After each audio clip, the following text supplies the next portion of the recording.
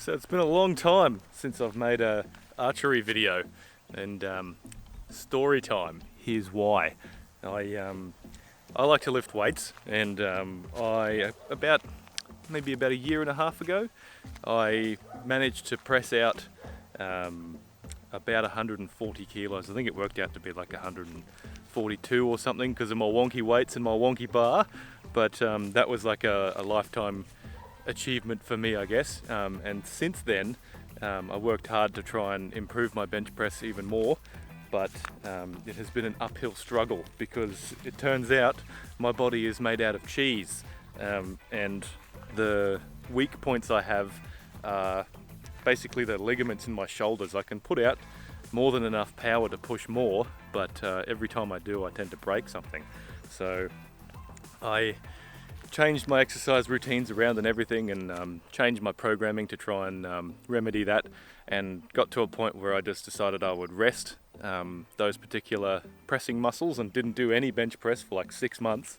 And then recently I got back into it again, and I had probably 2 months of good hard training. Really enjoyed it. It was great while it lasted. And but at the same time, I was shooting every day, shooting my bow every day. That is, I'd come home from work, pick up the bow, come down onto my little ranger yonder, and fire arrows off for maybe 15-20 minutes. And then after that, I would jump in the gym and go and do my thing and lift weights and have a great time. And I was progressing, and it was wonderful, getting stronger nice and quick. But one day, because I was enjoying bench pressing so much, I decided that I would press before I went out and shot. So I did a big bench press session and then came out, and on the very first draw, pulling that first arrow back, something in my shoulder tore. Well, that's what it felt like, at least. I haven't heard back from the doctor yet, but he reckons that it's either bursitis, which is like an inflammation of the little soft cartilagey thing in there that allows your shoulder to move around without bone grinding on bone. But just the way it happened, it felt quite acute, quite sudden, and it was on that, like, during the movement of the shoulder. It wasn't really a sort of slow build up over time, because I felt pretty good before that. But I think just from the wear and tear, the fatigue generated from the bench press session, coupled with the shooting afterwards, probably wouldn't have happened if I had a shot beforehand. Probably would have happened eventually, but yeah, it sort of brought it on a little quicker. So there's something torn in the old right shoulder, lots of pain. Had an ultrasound, still waiting to hear back from the results. It's been a couple of painful weeks waiting for my idiot doctor to finally get back to me, but it is what it is. So life goes on. I'm done waiting. I'm done resting. I'm gonna get back in the gym. I've found a few exercises that I can do that don't hurt it, so that's mostly what I'm going to be doing. I'm going to be working around the injury. I just can't be bothered waiting any longer. Sometimes you just have to suck it up and figure it out for yourself, I guess. And when if the doctor ever gets back to me, time to find a new doctor. But whatever. So instead of moping around, I'm going to adjust my bows. I'm going to wind the poundage as far out as I can on both of them, because I figure any shooting is better than no shooting. And it's wonderful weather. We're coming into autumn, and there's like a beautiful light breeze that's sort of hanging around all the time. It's not too hot, it's not too cold. The grass is green, and it's just so lovely outside.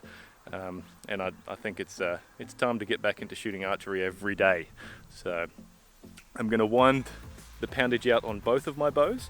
I've got the Vertix and the Bear, and I'm going to make them both as light as they can be made according to the manual, and see which one pulls nicer. I suspect it might be the Vertix, but I think the Bear might actually end up with a lighter poundage. So we'll see which one doesn't hurt. Maybe both of them don't hurt, and we'll see how we go. See what the draw cycle is like on minimum power. All right, bow number 1, 70-pound peak draw weight Bear Approach HC hybrid cam from 2018. My budget bow, my backup bow, and in the instructions here says that you can take 6 turns out of the limb bolts. So I'm going to go ahead and max them out, and then come back and count them back out to 6 turns all the way out. So, half 1, half 2, half 3, half 4, half 5, half 6. Oh, feels a little sketchy down the bottom, so we'll go 5.5.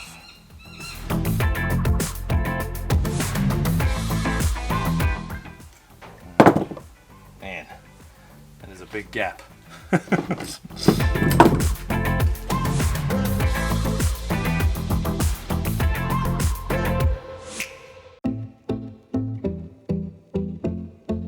$1,500 bow covered in cobwebs and dust. The mark of a broken shoulder. This is my 70-pound Matthews Verdicts.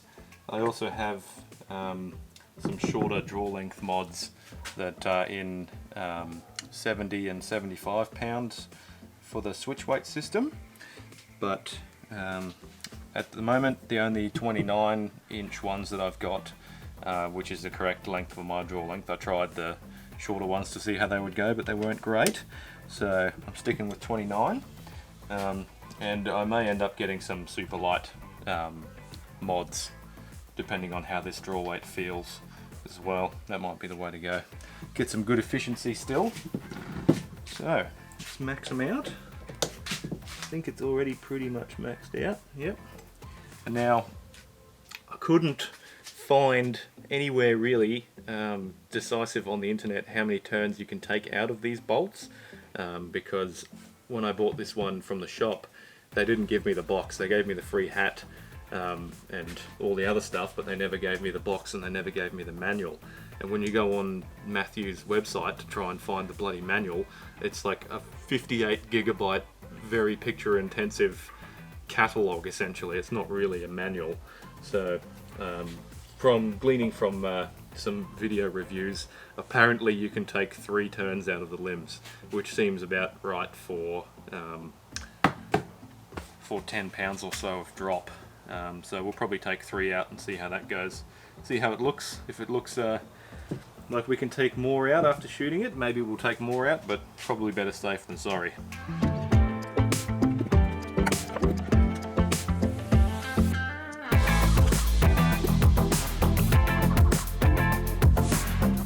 It does seem like there's quite a bit more to go there, but we'll play it safe and try it like that.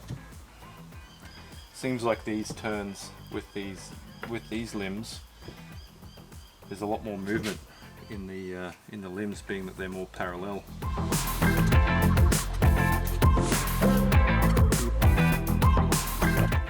Well, there you go.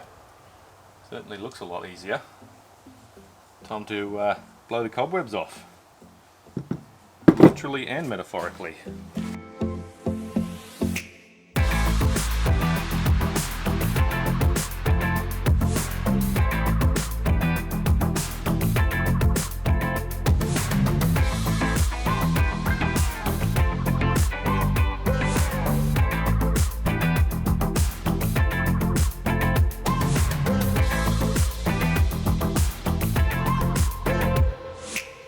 Things are a little wild at the moment with the pandemic and all, and I decided that it might be a good idea to bump up the amount of livestock we have on the property, so in case we can't get to the shops or they don't have what we want for whatever reason, we can just head to the deep freeze. So I bought some sheep which have been doing a good job of eating up all the surplus feed down in the back paddock, but I don't know if I can trust them with my archery target down there. I don't know if they're going to try and nibble at it or pull it apart or whatever, so I've sort of got to keep it in here with my with the horse and my alpacas.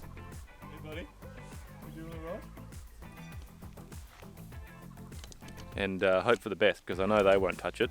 They've been in the paddock with them for quite a while, but yeah, those sheep are kind of feral, so they're just dirty freezer fillers that I got from some properties a bit further out west that have been overgrazed. And even though now that they've had the rain, they had so many animals on their land for so long, and sometimes there's a good reason for that. Maybe it was to try and, you know, do what they can to keep their livelihood going, but either way, the damage has been done, and their grass hasn't really grown back. It's all dead and gone. So there's a fair bit of livestock that's fairly cheap if you're willing to drive a couple of hours. So we went out there and got a couple of sheep, and yeah, we're fattening them up on our nice rich kangaroo grass. We've got kangaroo grass that comes up to about the waist height down in the back of the paddock there, which is very high in protein apparently. So they're fattening up real quick. They're in good condition now. In a couple of months they'll be nice and fat and ready for the freezer, and my investment will have paid off. Lots of juicy lamb. But for now, that means I sort of have to shoot in the long grass in the current paddock up the top here. So I've sort of wobbled around and moved my target a bit, but it'll have to do for now. Right, so we are a colossal 15 meters away from the target, just shooting at a blank bale, and we'll see how we go. This is really more so that I know how my draw is going to go. Starting with the bear approach, that arrow is rooted. Not very impressed with these Carbon Express Predator arrows. The arrow itself is pretty good, but the bloke who put them together wasn't very good at his job. There's glue everywhere and broken flights and all sorts, but well, whatever. I didn't pay for them. They were a Christmas present, so I'm not really super upset. Ooh, rust. Rusty. See if I can do this without explosive pain. Ooh.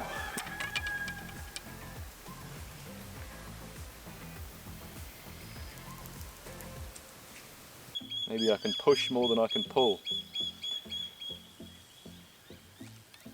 That's not so bad. Still pretty snappy. Feels manageable.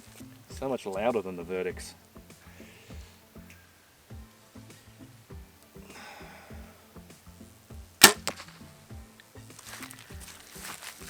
Alright, we're in business.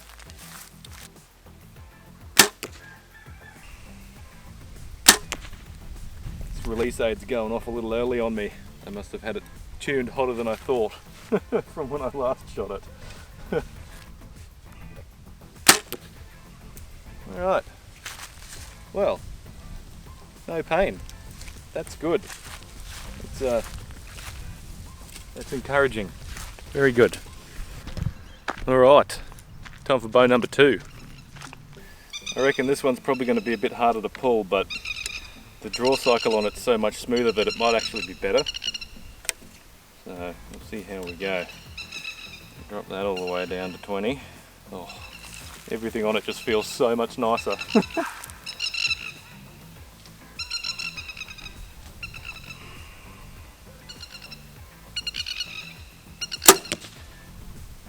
It's a little harder to draw, but it's much smoother.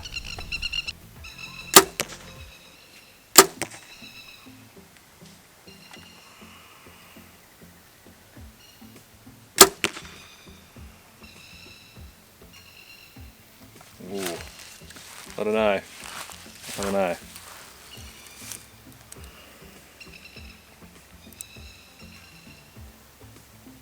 I think the bear has it. Let's have one more go with the bear. See if it wasn't just the extra arrows that make it a bit more painful on the Matthews.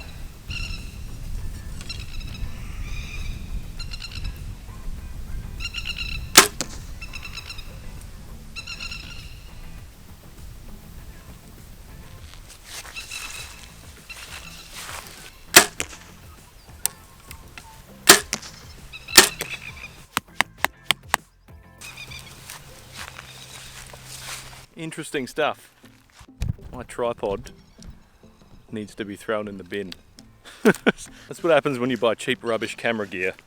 So that's interesting. The bear doesn't hurt at all really if I'm careful when I pull it back, and I do sort of more pushing with my left hand than I do pulling with my right hand.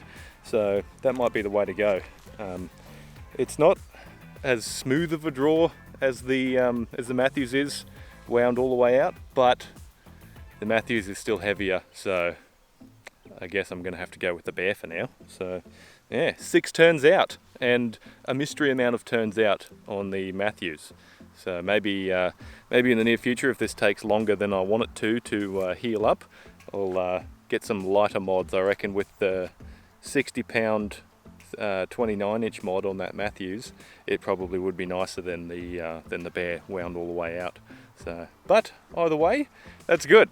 Get me back to practicing. I reckon as far as a rehab plan goes, maybe I'll limit myself to 20 arrows a day and sort of take a fair break, maybe shoot at a fair distance instead of up close and personal, so that there's more time walking and more time resting between shots, and really focus on just not hurting anything but actually, you know, getting into the movement again.